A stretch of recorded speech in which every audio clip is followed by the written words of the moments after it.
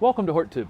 My name is Jim Putnam. This is a garden question and answer video that I've been doing most of the Sundays of every month. The first Sunday of every month, I do a subscriber Sunday video where subscribers send in photos of things in their yard that they're proud of. This is the email address to submit those photos. The rest of the month, like I say, I'm doing question and answer videos. If you have a gardening question, you can ask it down below the description of this video in the comment section on YouTube, and I will try to include you the following week. And like I say, if I get a lot of questions, I will typically pick the ones I think will most positively affect the entire group. So, okay, let's go ahead and get started on the questions from this week. I had quite a few. So, one person asked me, they had some weird growth on a heptacodium, which are seven sunflower.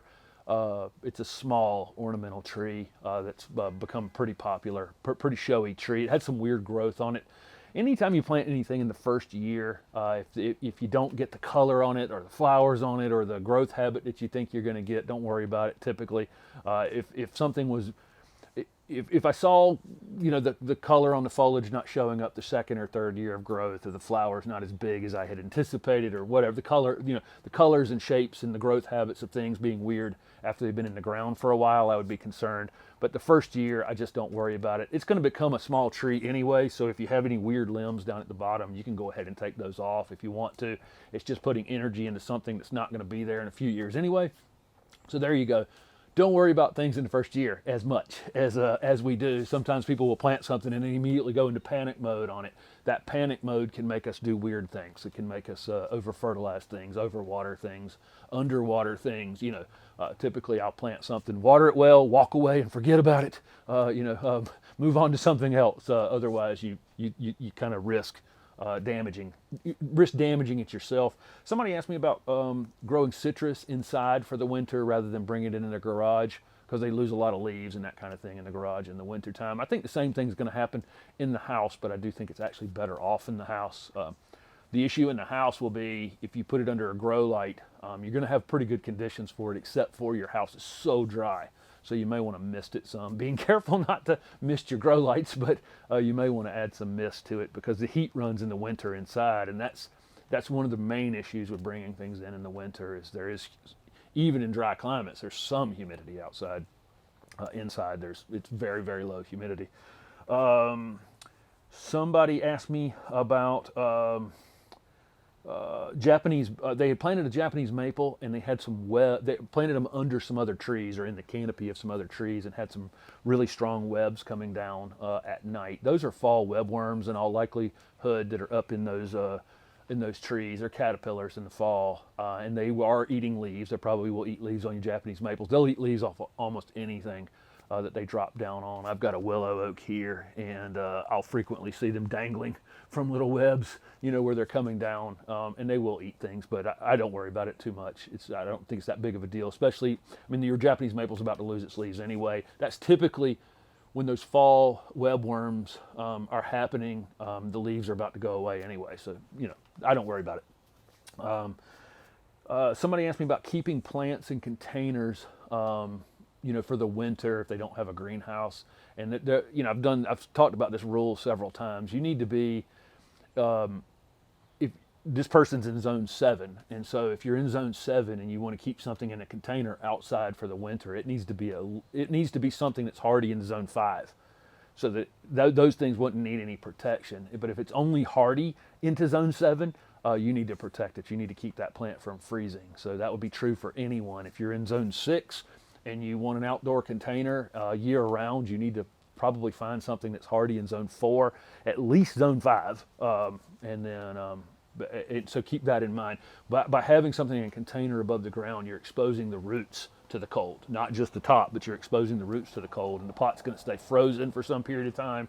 So keep that in mind. You need plants that are more cold hardy than your zone to overwinter them outside through the winter, and so that's how you have to make that decision on what you're keeping in a container versus what you put in the ground. You can get some additional protection just by putting them pot to pot and then piling your leaves that are falling off your trees around them and that kind of thing.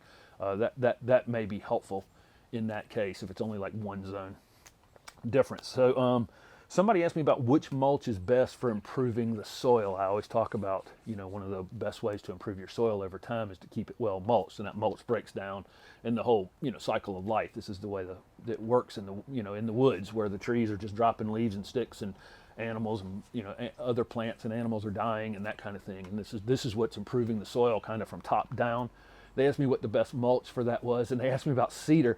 Well, if we're trying to improve the soil by breaking mulch down on top of our soil, then obviously finding the mulch that breaks down is kind of ideal for that. So, pine straw, hardwood mulch work great. Cedar, we put down cedar mulch with the intent of it not breaking down. And so I think that it would improve the soil, but just slower over time. But I would use shredded hardwood mulch, and if you can find it bulk, triple shredded hardwood is probably the best thing to use.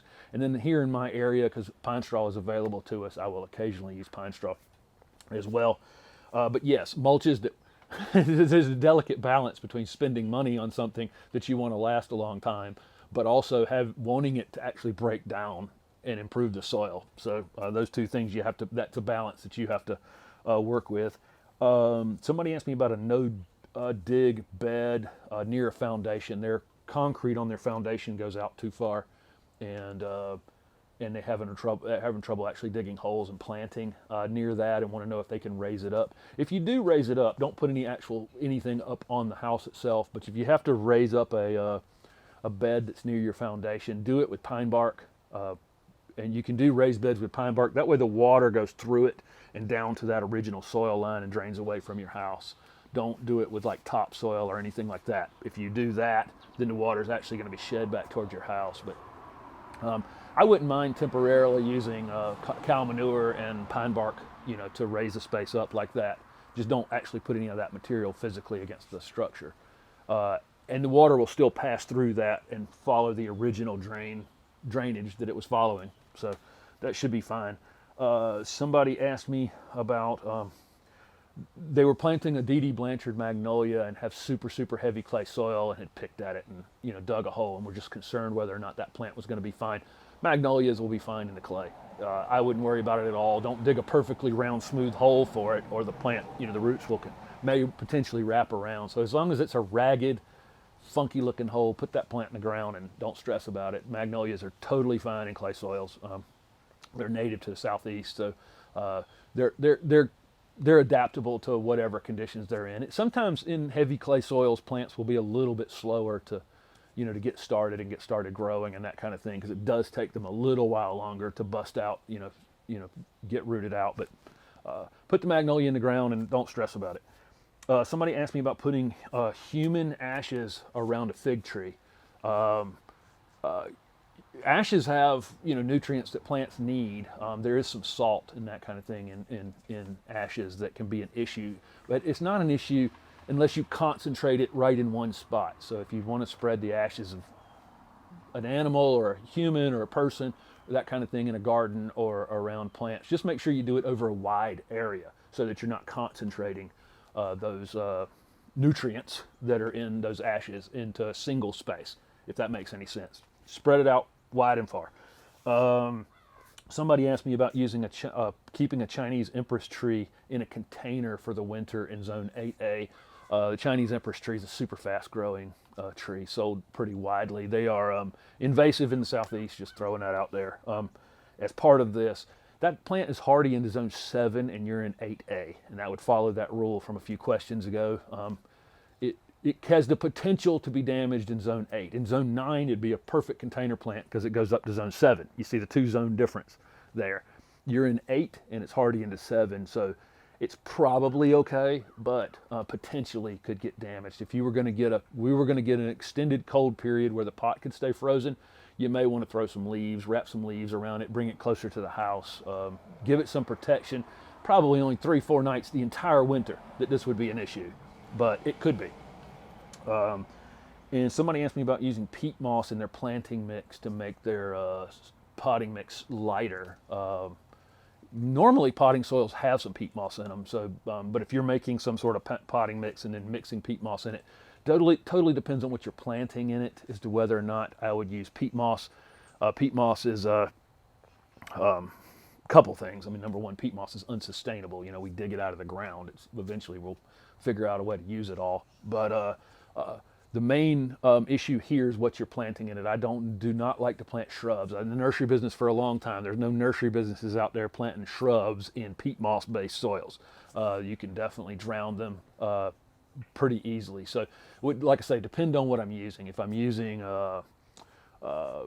there may be a few shrubs like blueberries that I would mix in some peat moss just because they love that the acidity of the peat moss. But if I'm using like maybe herbaceous perennials or annuals, peat-based mixes, no problem. If I'm putting shrubs and that kind of thing in it, I'd rather you find some pine bark or even pine bark mini nuggets and mix that into your soil mix, because you need more drainage with shrubs and trees and containers.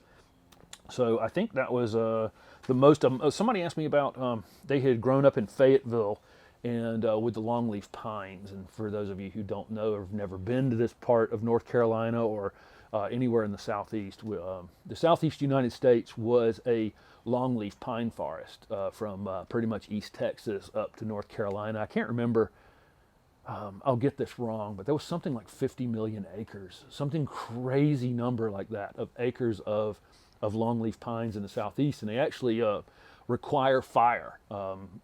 This was just something that happened on every few years that the floor of the pine forest would burn, and really interesting. But they've been now condensed down to some spaces in North Carolina. Southern pines, maybe those of you who have seen Pinehurst #2 when the U.S. Open is played in Pinehurst. You know that it's called Southern pines because of the giant longleaf pines that are still there. The best pine straw you can get to mulch your yard is from longleaf pines. Really high oil content in it, but it burned. You know, the southeast. That's what the southeast looked like when Europeans got here. Were these large tracts of longleaf pines, but they had moved out of that area up to Davidson County, which is quite a bit colder, and wanted to know if there was a similar looking tree. And there's kind of not. I mean, this is about as far north. Raleigh, North Carolina is about as far north as they were, and they went a little further up into East Virginia probably, but that's about as far as they grew. Most of when the longleaf pines were taken down, most of the pine that replaced it was slash pines, and some other varieties of pines. So we don't see as many longleafs. I have a tour video that I shot yesterday that's coming out in a couple days, and he has a longleaf pine in his yard. And now I'm sitting here thinking I didn't even point up in the video at that longleaf pine, but it was kind of a rare find in Raleigh to see a 40 or 50 foot tall longleaf pine. But anyway, that's enough about those. Thank you very much for watching this video, and don't forget to ask. You can ask questions down below here, and I'll try to answer them next week. Thanks for watching.